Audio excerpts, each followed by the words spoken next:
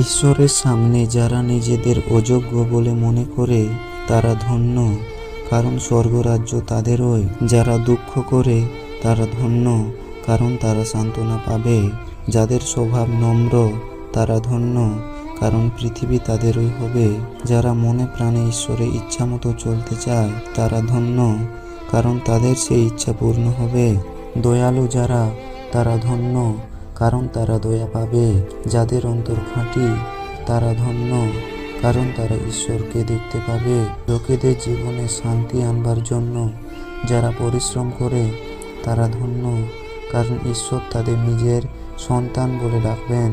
ঈশ্বরের ইচ্ছামতো চলতে গিয়ে যারা অত্যাচার সহ্য করে তারা ধন্য, কারণ স্বর্গ রাজ্য তাদেরই। তোমরা ধন্য যখন লোকে আমার জন্য তোমাদের অপমান করে ও অত্যাচার করে এবং মিথ্যা করে তোমাদের